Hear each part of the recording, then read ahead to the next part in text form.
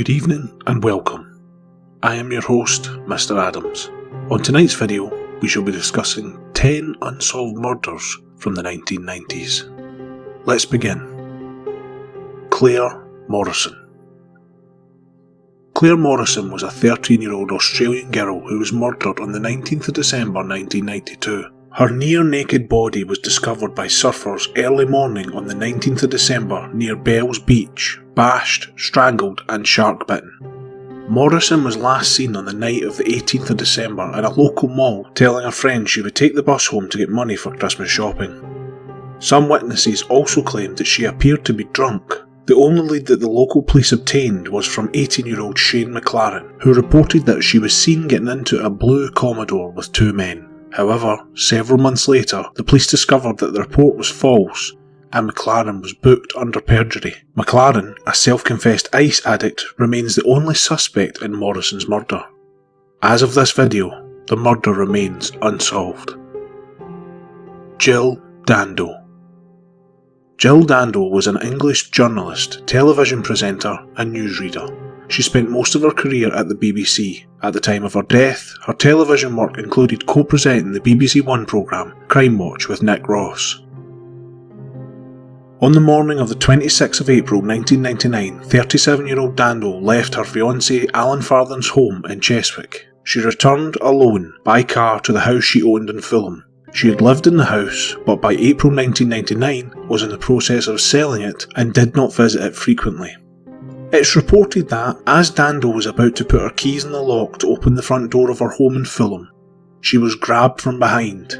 With his right arm, the assailant held her and forced her to the ground, so that her face was almost touching the tiled step of the porch. Then, with his left hand, he fired a single shot at her left temple, killing her instantly. The bullet entered her head just above her ear, parallel to the ground, and came out of the right side of her head. She was shot only once in the head, and her body was discovered around 14 minutes later by neighbour Helen Doble. Police were called at 11:47. Dandel was taken to nearby Charing Cross Hospital, where she was declared dead on arrival at 1:03. It prompted the biggest murder inquiry conducted by the Metropolitan Police and the country's largest criminal investigation since the hunt for the Yorkshire Ripper. A local man, Barry George, was convicted and imprisoned for the murder but was later acquitted after an appeal. The case remains unsolved. Chris Trickle. Chris Trickle was an American stock car racing driver, a competitor in the NASCAR Featherlight Southwest Tour. Trickle gained national attention while appearing on the NASCAR's Winter Heat Series on TNN and ESPN2. He raced in late models, the NASCAR AutoZone Elite Division Southwest Series and the NASCAR Grand National Division West Series. However, on February the 9th, 1997, Trickle left his home in Las Vegas around 9 PM to play tennis with a friend at a lighted court. As he drove over the freeway, a car drove alongside and fired shots into the car, hitting him in the head. Trickle died from the complications of the wounds on March the 25th, 1998. 409 days after the shooting. At the time of the shooting, Nevada law limited murder prosecution to 1 year and 1 day. Trickle's death from his wounds thus occurred after the prosecution time limit. In 1999, Nevada passed a law called the Chris Trickle Bill, which removed the time limit on prosecution for murder charges. Trickle's murder remains unsolved and was featured twice on America's Most Wanted. Ricky McCormack. Ricky McCormack was a high school dropout who had held multiple addresses in the greater St Louis area. Living intermittently with his elderly mother, McCormack suffered from chronic heart and lung problems. He was not married, but had fathered at least 4 children. He had a criminal record and had previously served 11 months of a 3-year sentence for statutory rape. At the time of his death, he was 41 years old, unemployed and receiving disability welfare payments. However, on June 30th, 1999, McCormack's body was found in a cornfield near West Alton, Missouri, by a woman driving along a field road near Route 367. The reason he was 15 miles away from his then current address is another mystery, as he did not own a car and the area was not served by public transportation. Though the body had already somewhat decomposed, authorities used fingerprints to identify McCormack. There was no indication that anyone had a motive to kill McCormack, and no one had reported him missing. As such, the authorities initially ruled out homicide. However, no cause of death was officially determined at the time. 2 handwritten documents were found in his pockets though. They were written in an unknown code consisting of a jumble of letters and numbers, occasionally set out with parentheses, and are believed with the FBI to possibly lead to those responsible for the killing. Dan Olson of the FBI said, illustrating the significance of the notes, breaking the code could reveal the victim's whereabouts before his death and could lead to the solution of a homicide. Attempts by the FBI failed to decipher their meaning, and Ricky McCormack's encrypted notes are currently listed as one of the CRRU's top unsolved cases, with McCormack's killer yet to be identified. According to members of McCormack's family, Ricky had not used encrypted notes as a boy, and apparently no one in the family knows how to decipher the codes either. As of the time of this recording, the case is still unsolved. Jane Thurgood-Dove. Jane Thurgood-Dove was the victim of a murder in Niddrie, Victoria, Australia. On the 6th of November 1997, she was confronted in the driveway of her suburban Melbourne home and shot repeatedly as her 3 young children, aged 3, 5 and 10, cowered inside her car. She'd arrived at the Muriel Street Niddrie home in the afternoon of the 6th of November after collecting her children from school. As she stepped out her car, she was approached by a short, pot-bellied man who proceeded to chase her around the vehicle. When she tripped and fell, the man then pulled out a large caliber pistol and, in full view of her terrified children, shot her repeatedly in the head and torso, killing her instantly. The man then ran to a waiting getaway car, a stolen metallic blue Holden Commodore driven by a younger, slimmer man. The assailant sped off. The car was later found torched in nearby Ferrell Street. Investigations revealed that the Holden Commodore was stolen the previous day from Princes Park, Carlton. The murder shocked the public, despite the Victorian government posting a $1 million reward for information leading to a conviction. No one has been charged in relation to this murder. Stephanie Crowe. Stephanie Crowe was murdered in her bedroom in California sometime between late night January the 20th, 1998 to early morning January the 21st, 1998. Stephanie's parents and grandmother found her body on the floor of her bedroom on the morning of January the 21st. She had been stabbed 9 times. There had been no signs of forced entry. Stephanie's window was found unlocked, but a screen was in place and there was no disturbance of the accumulated grime and insect traces left on said screen. A sliding glass door in her parents' bedroom was also unlocked. No knives were found at the scene that seemed consistent with the murder weapon, and no bloody clothing was found despite an extensive search.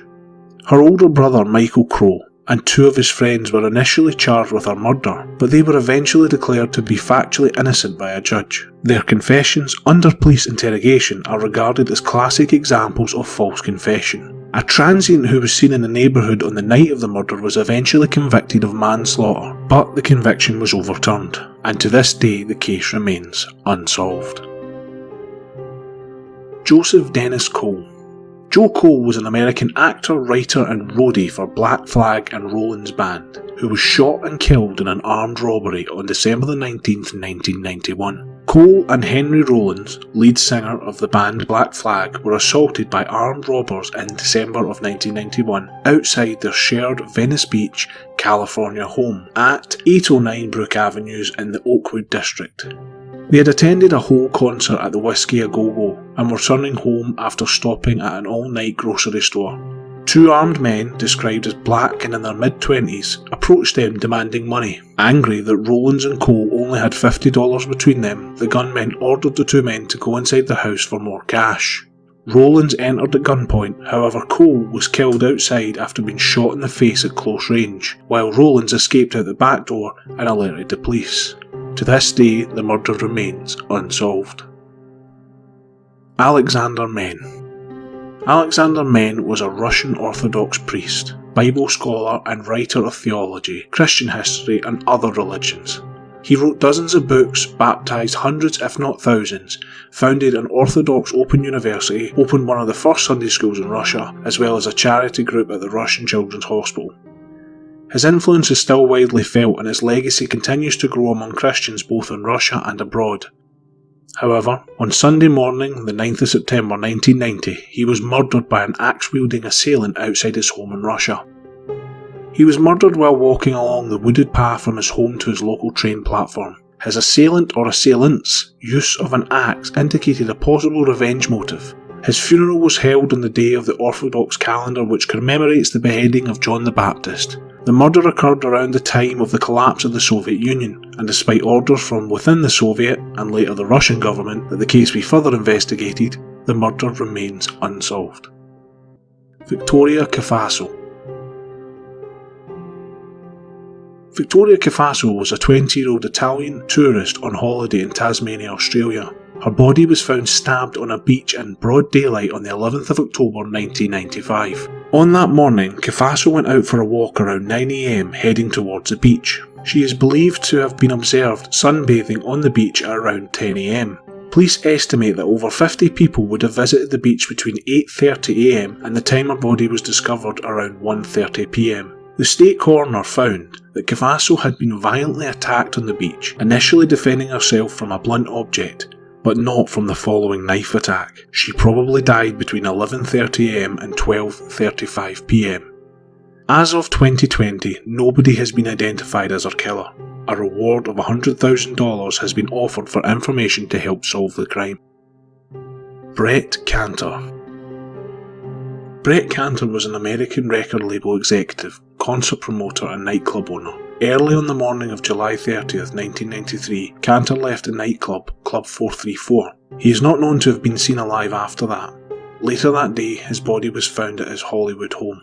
Kanter had been stabbed 23 times around the head and arms. His throat had been cut almost to the point of decapitation. Some accounts also report that he was given a Colombian necktie, his tongue pulled out through an incision in his lower jaw as well. The body was found near Kanter's opened front door. Almost a year later, the bodies of Nicole Brown, former wife of American football player and actor O.J. Simpson, and Ronald Goldman, a waiter, were found dead with similar injuries at Brown's home in Brentwood. In September 1994, Simpson's lawyers asked to be allowed to review the LAPD's file on the Kanter homicide. Like Kanter, Nicole and Goldman had been stabbed predominantly in the upper body, their throats severely cut. Goldman's throat in particular had been cut by someone reaching from behind him, starting on the left side and moving upward to the right across the neck, similar to the wounds found on Kanter. According to the coroner, the killer of Nicole and Goldman had also used a thin, long blade, much like the one that had been used on Kanter. Simpson's defence, which admitted at the time it requested the files that they weren't sure that they were connected, never brought the Kanter killings into evidence. Simpson was subsequently acquitted in October 1995. After the trial, author Joseph Bosco followed up on Kanter's homicide in his book A Problem of Evidence. He reported that the Kanter family had set up a tip hotline for information about Brett's death, but had it directed to them rather than the LAPD, and only shared one tip they received, which did not produce any useful leads. Kanter's family had publicly dismissed any connection between Kanter's death and the Simpson case. Privately, Bosco wrote, the wife of Brett's other brother, Matt, told him she believed there was a connection between the cases. As of this video, no suspect has been identified. I've been your host, Mr Addams. Good night.